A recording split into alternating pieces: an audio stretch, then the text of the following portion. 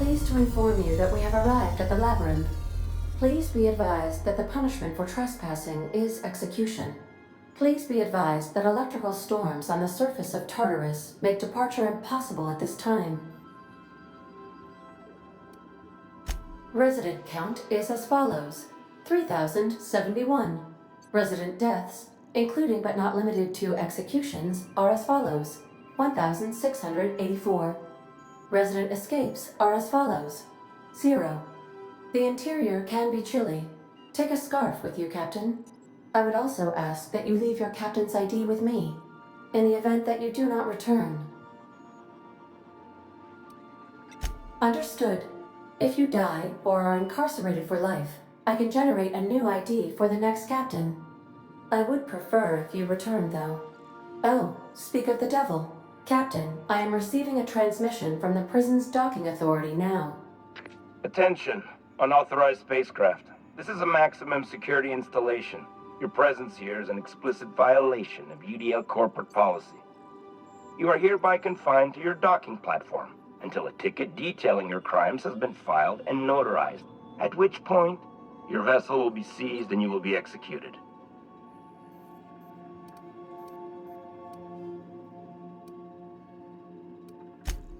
I'm sorry, you people? Did you just cast a generalization on upstanding UDL employees? That's a fine of 200 bits. You're up to 5,708, not including the cost of your execution and the disposal of your remains, which will be assessed posthumously.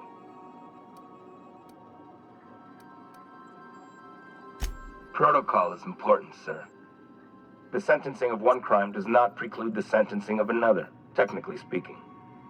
Tartarus Docking Authority signing up. Hang on. Looks like you're gonna have company at the execution. Another ship just pulled into your dock. Wait, is that from the Groundbreaker? What the? Pay no mind to that. Just have a pleasant day. Transmission terminated. How can I be of assistance?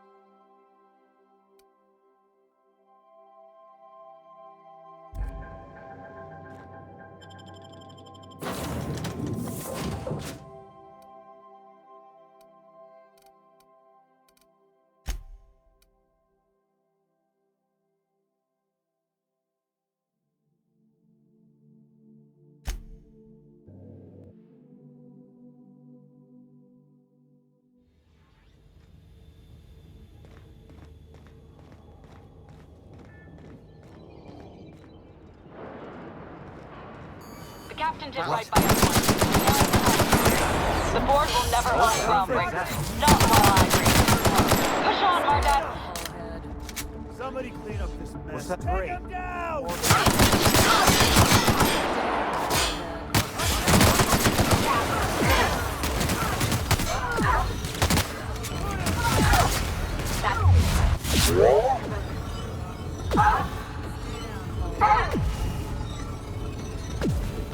What was that? Saw something. Fire! I'm gonna take a look. What was that?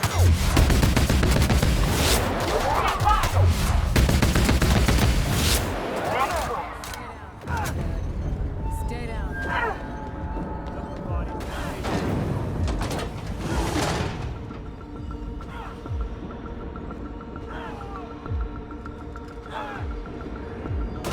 Sure never planned on seeing the inside of this place. I've got to admit, I'm not too keen on walking into a prison. They lock me up, I'm liable to kill everyone trying to get back out.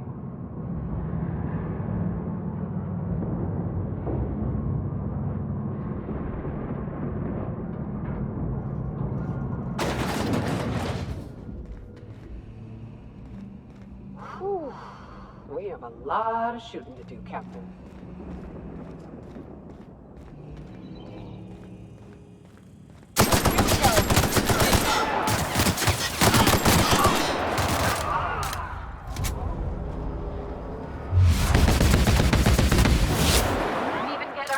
dirty.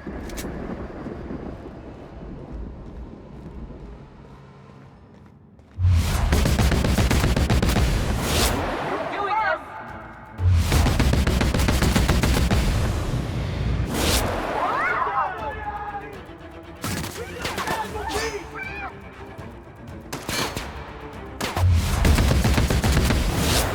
The last of them.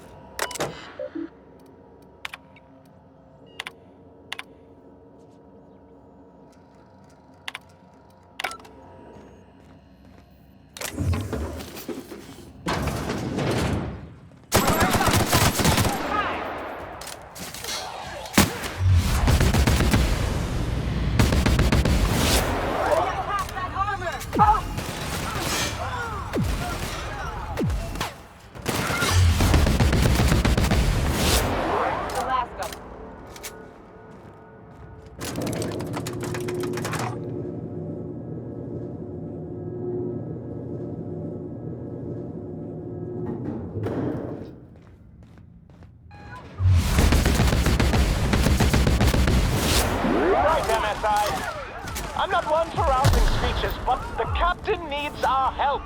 So get in there and fight!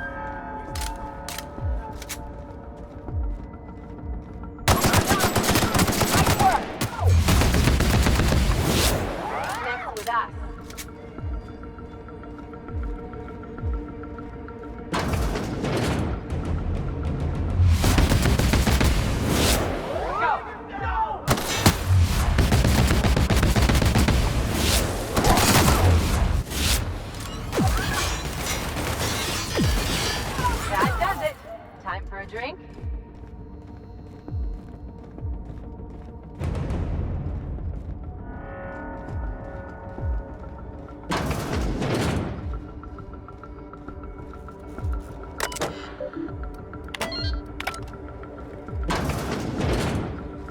Well, look who it is. I'll be damned. I was prepping the studio for our announcement, and here you are as a bonus. Ah, and the wayward doctor. Are you about done with your escapades? We have faces that need lifting, after all. These days, I'm more interested in breaking them. Wouldn't mind taking a swing at yours. Ah, I knew I smelled Monarch when you lot walked in. The stench of sulfur, depression, and desperate bravado is unmistakable. Keep talking, and you'll be smelling iron. Ain't nobody so important I won't put a bullet in him. When you go off and get yourself shot, try to avoid taking one to the face. I'll want it recognizable to show to my citizens. Haven't you heard? Phineas is working for us now. It took some doing, but employing an efficient management strategy of putting our guns to his head seems to have done the trick. Yes, he is an extraordinarily obstinate fellow, isn't he? Fine, he isn't working for us per se. Semantics, he'll come around. But that's between us. As far as my adoring citizens will know, We've turned a dangerous crackpot into a working-class man. It's a miracle.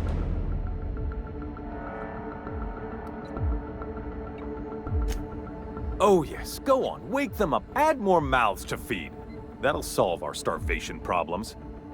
I don't know what half-baked plans that simpleton in a lab coat has been leading you through, but it's done. It's over. Let me ask you something, Captain. Have you at any point thought about not fucking up our entire society? At least that means someone's recognizing our work. I'm making actual progress towards stabilization and recovery. You're just getting in the way.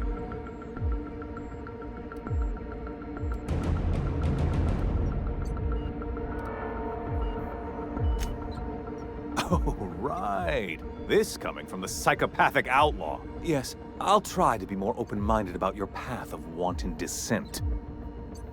We don't need your help.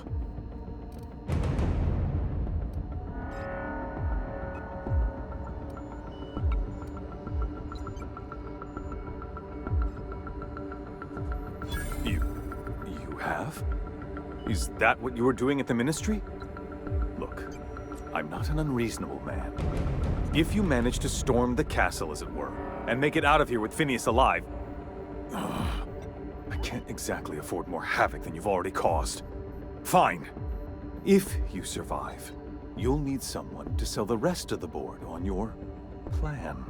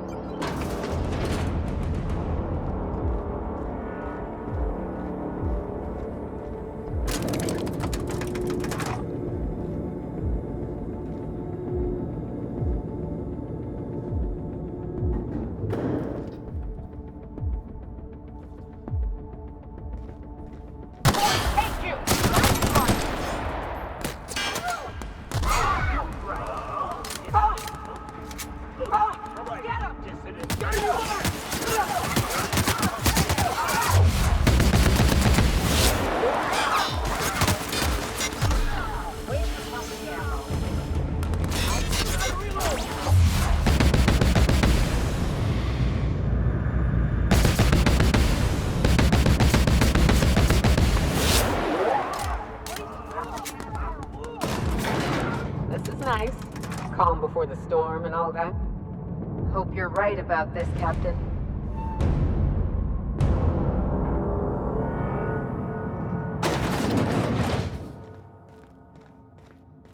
Captain, you have an uncanny talent for complicating my life. You've disrupted the balance of power. You've upset the natural order of things. You've introduced uncertainty, and there is nothing I despise more than uncertainty.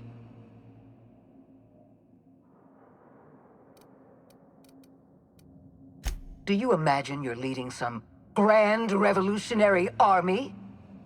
Those barbarians from Monarch are running wild in my prison. I suppose I have you to thank for this indignity. You're nothing but a rabble-rouser. I'm going to put an end to your little rebellion. And then I'm going to have you and your associates arrested.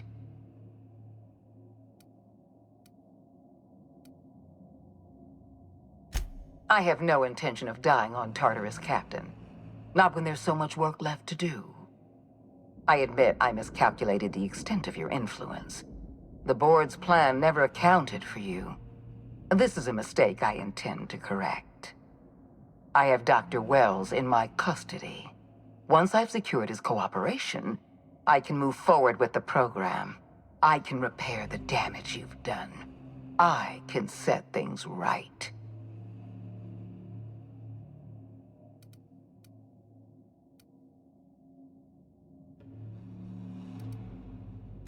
I'm aware of your propensity for violence. Halcyon is a bloodier place because of you. I take no pleasure in this, you know. I simply have no other option. Leaving you alive is too great a risk. Goodbye, Captain.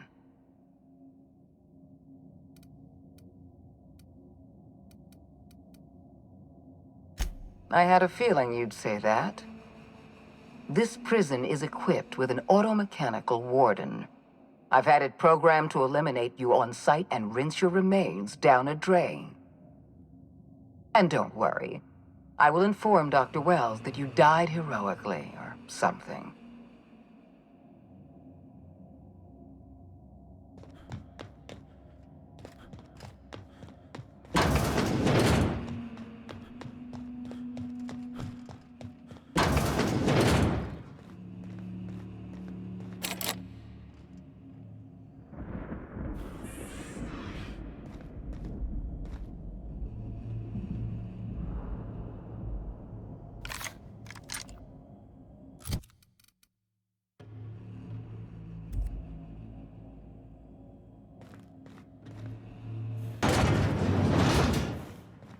System.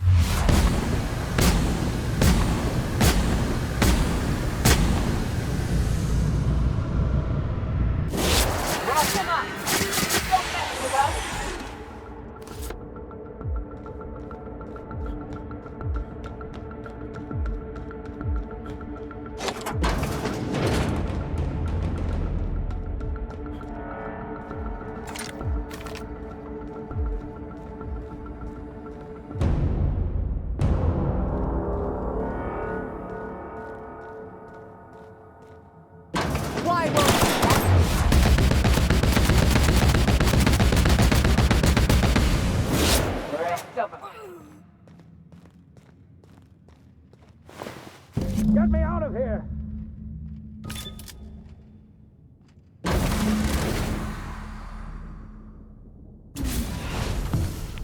You don't know how glad I am to see you.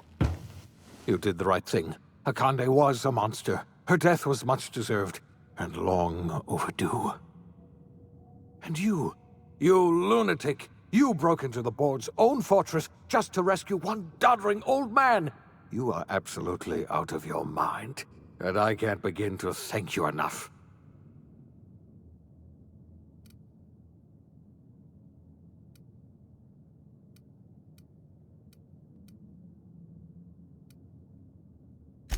I know, my friend, I know. And now it's finally over. The board's finished. It's only a matter of time before the entire system slips from their grasp. You've broken the board's stranglehold on this colony, and you saved my life. But there's still so much we have yet to accomplish. You and I are going to have to work harder than ever to save Halcyon. I'm afraid the situation is far worse than any of us ever anticipated.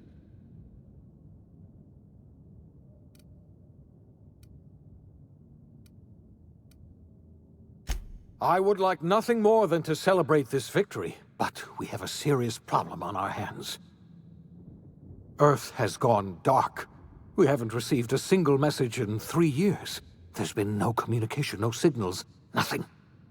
2 years ago, the Earth's Directorate's frigate disappeared on their way back to Earth. We don't know what they discovered when they arrived, or if they arrived at all. They haven't exactly been hands-on around here anyway. So there's one less rubber stamp to worry about. Earth is humanity's home planet, Miss Fenhill. The psychological effects of losing our original home will be devastating. So we've got to make do on our own. Seems to me that'll make us stronger in the end anyhow. You're quite right. We've got no choice but to make do on our own. We're in serious trouble, my friend. Do you know what this means for Halcyon? We can't rely on Earth for support anymore. We've been cut loose. We're entirely on our own.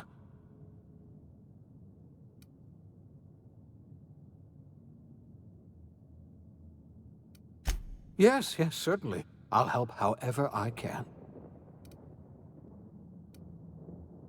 I don't know what happened, but something must have gone horribly wrong. I don't know why Earth's gone silent. I don't even know if Earth exists anymore. We have no connection back to Earth, and return is likely impossible. We're completely alone out here. I heard it from Akande herself. She tried to pressure me into joining her side, you see. Tried to make me realize that all hope is lost, and that we are alone. She was half right. We are alone, and we're going to have to fend for ourselves, because there's no telling what's happened to Earth. You might have heard of the Earth Directorate's frigate. Half the colony's entire military was on that ship. They were returning to Earth when they vanished without a trace. That was 2 years ago. We haven't heard a word from them since. Whatever happened to Earth likely happened to them.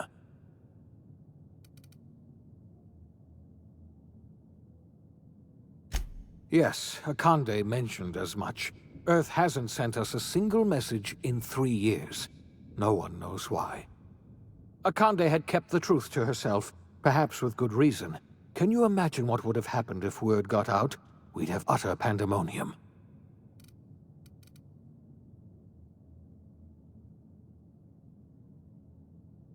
I wasn't trying to hide the truth from you, but after all you've done, I owe you an explanation. Yes, I experimented on the Hope's colonists. Each of my experiments ended in catastrophic failure. Each of my subjects died in agony. You are my first and only success. I didn't tell you about the others because I didn't want to burden you. My failures are my own to bear, not yours.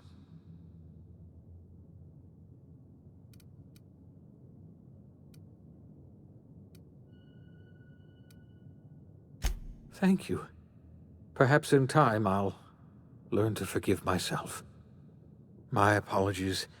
I need to get a hold of myself. We've far more pressing issues to worry about right now. If you have any more questions, ask me. I'll answer as best I can.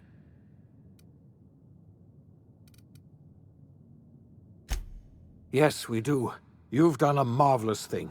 You've succeeded where anyone else would have failed, including me. We must begin the revival process immediately, starting with the Hope's brightest minds, and then we're going to fix this damn colony, one problem at a time. We're going to need a leader, and I can't imagine a better person for the job than you. What do you say, old friend? Will you help us?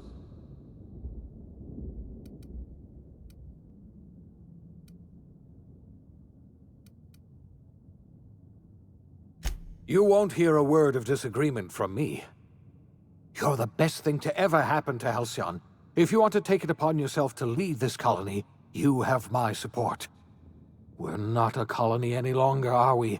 Our last connection to Earth has been severed, and so we have been set free. Our future is uncertain, and no one knows what tomorrow holds. Exciting, isn't it?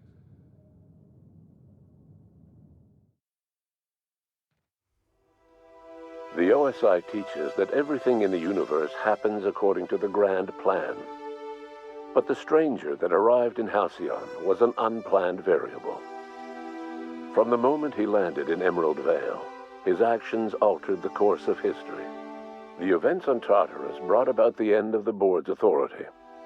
But the board's mistakes would haunt the colony for decades to come. The damage they left behind would require the work of a generation to repair. Dr. Phineas Wells began reviving a handful of the Hope's colonists. Engineers, scientists, technicians, and intellectuals. They were among the brightest minds the Earth had ever sent out into the stars. The Hope scientists and engineers woke up in a colony descending headlong into total collapse. With no way to return to Earth, they had no choice but to band together and devote themselves to the cause of saving Halcyon. The people of Halcyon were nothing if not hardy. In the absence of the board's authority, many of the colony's settlements banded together with a single purpose in mind: survival.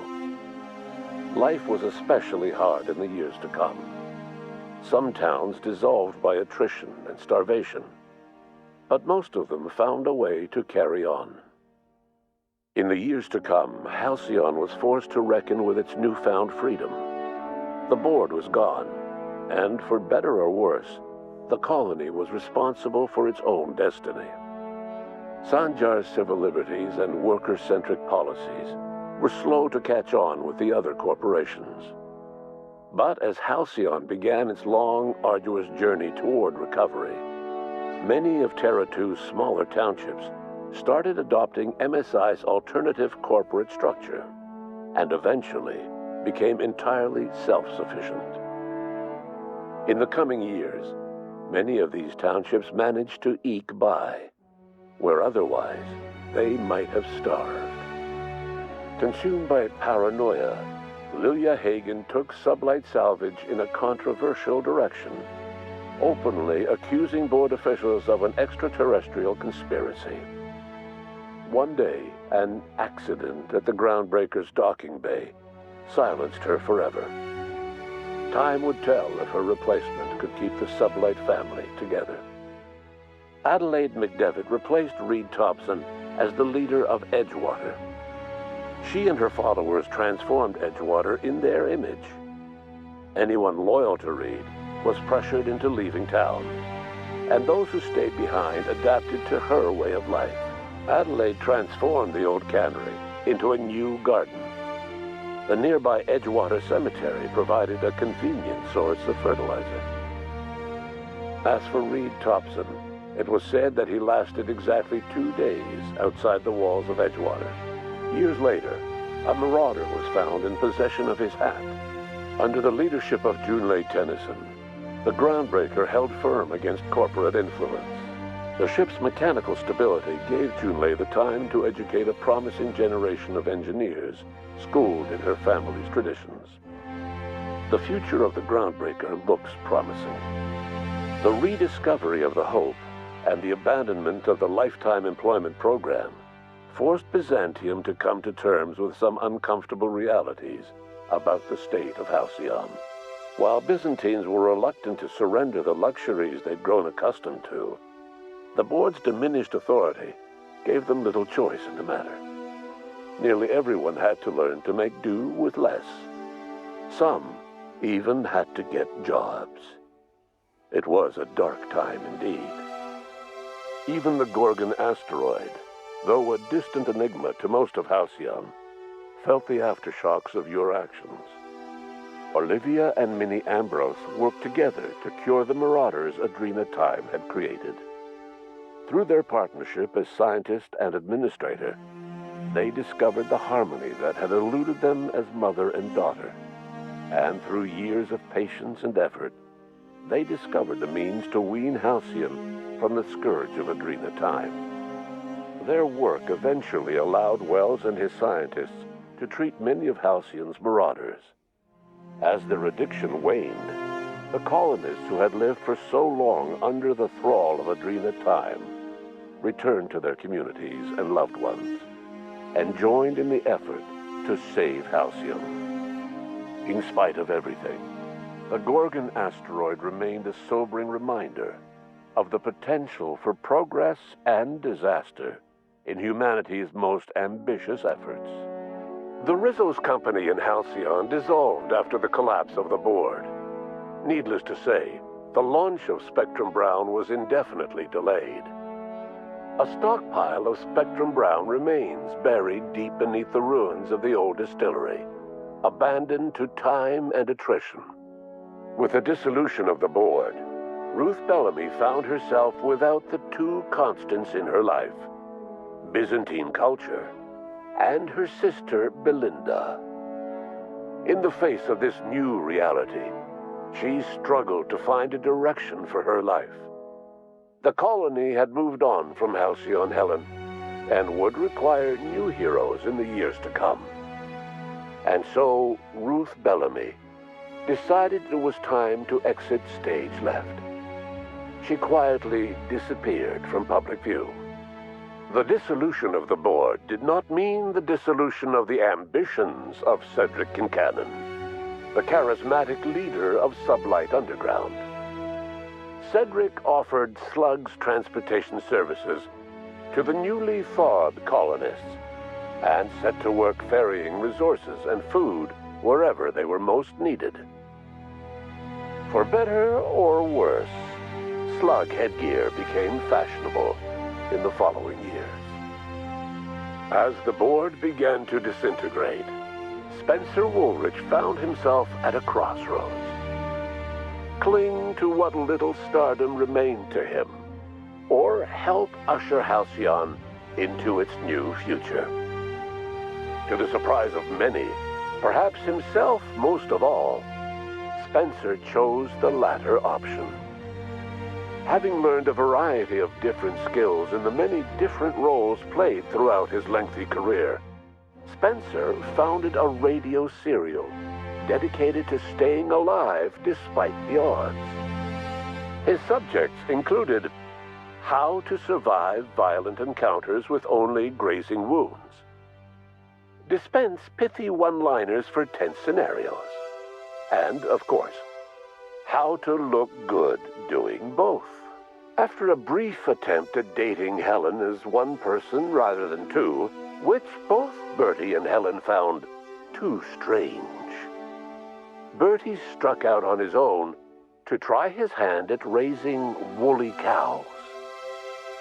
Many of his former Rangers teammates soon followed, accompanied by the woolly cow the team had originally plied with alcohol. The dairy farm thrived under Bertie's leadership and care. The Dairy Rangers privately believed that the woolly cows softened Bertie's temper considerably, although the only one brave enough to say this to his face was promptly headbutted. Due to the board's dissolution, many of the Prophet's old customers no longer found quite the same value in productivity seminars that they once had. With her business drying up, the Prophet chose to take her followers down a new path. Months later, salvagers on Eridanos found clues leading them to a seemingly abandoned bunker out in the wilderness. Inside, they discovered horribly mangled corpses, sacrificed to a blood-scrawled portrait of a sprat-headed deity. The Prophet was not among the bodies. Your influence further cemented Ellie's perspective. She understood she could never truly rely on others, so she set about making sure she wouldn't have to. With a steady income from the life insurance payouts, she was finally able to afford a ship of her own. She enjoyed a long and infamous career running missions across the system. Some of them were even legal. Life in Halcyon was sobering for Felix Millstone. The grand revolution he dreamed of never came. There was no great awakening for the colony, no celebrations in the streets. There was only the hard, desperate work of trying to repair a broken colony. Felix never had a head for numbers, but if there was labor to be done, he was there to help. Eventually, Felix realized that the work of a revolution was done with two hands. As much as he enjoyed his adventures aboard the Unreliable, the vicar, known as Max, eventually decided that it was time to move on, to live out the life he had sought so long to create. He knew there were many in the colony who carried burdens much worse than the ones he had struggled with, and he devoted himself to easing their suffering wherever he could. He only ever took up arms again to defend the defenseless. Unshackled from a lifetime of striving and fighting the universe and himself, Vicar Maximilian de Soto was finally at peace. Though Parvati eventually grew comfortable aboard the Unreliable, she never quite came out of her shell. She seemed to prefer the company of Ada to the crew, and she could often be found neck-deep in cables and grease, telling Ada funny stories from her childhood. While the colony fell into chaos, she found an island of relative peace with Ada, and they formed an unusual bond. She decided to remain aboard the Unreliable permanently as its chief and sole engineer. Nyoka returned to Monarch to take another crack at making a permanent life for herself. She formed the Charon Group, an MSI subsidiary of ragtag survivalists and wilderness experts. Anyone in need of a guide, or just looking to throw back a beer and swap stories, could find her camping on the trail or clearing an infestation. The SAM unit that accompanied you spread awareness of the product line's superior sanitation and maintenance capabilities across what was left of the colony. This led to a boost in SAM unit sales. Did you know that SAM units are the longest-lasting, toughest-acting cleaning solution in Halcyon? Minister Clark was released from house arrest, and his contact with you gave him a sense of renewed purpose and vigor. Once it became clear that no help would be coming from Earth, he threw his considerable efforts and talents into helping Halcyon manage the crisis before it. As for Dr. Phineas Wells, he spent his remaining years in his orbital lab. He eventually came to terms with his own past and was able to forgive the mistakes of his younger self by devoting his remaining years to serving the colony. Dr. Wells was able to revive many more scientists and engineers than he first expected, thanks to the additional batch of chemicals you stole from the Ministry. Wells never forgot about the human lives that were lost in acquiring these chemicals. In the end, Dr. Wells was able to save every scientist and engineer aboard the Hope. Over the next decade, nearly all of the Hope's remaining colonists were successfully revived. Halcyon saw a period of rapid technological and scientific advancement. Breakthroughs in dietary supplements saved the colony from starvation. Geoengineering projects and social reforms began to change the structure and character of the colony. Dr. Wells laid the groundwork for the project to save the colony, but he would never live to see the fruits of his labor. He passed away a few years later. His work was carried on by the scientists and engineers he revived. Today, Halcyon has stabilized. The people of the colony work hard to adapt to their new circumstances. Nearby colonies send aid and supplies. Life will never be easy in Halcyon, but for the first time in its history, there exists a sense of real, genuine hope about the future. And what about you, the unplanned variable in the history of Halcyon? You brought an end to the chaos on Tartarus and proved yourself the most capable leader left in the colony. You administered the colony in your own image. With the old power of the board destroyed, a new government of Halcyon rose with you at its center. With your steady hand, you guided Halcyon through the turbulent years that were to follow, and helped ensure the survival of the colony until the end of your days. No one knows what's happened to Earth, and no one knows what the future has in store for Halcyon.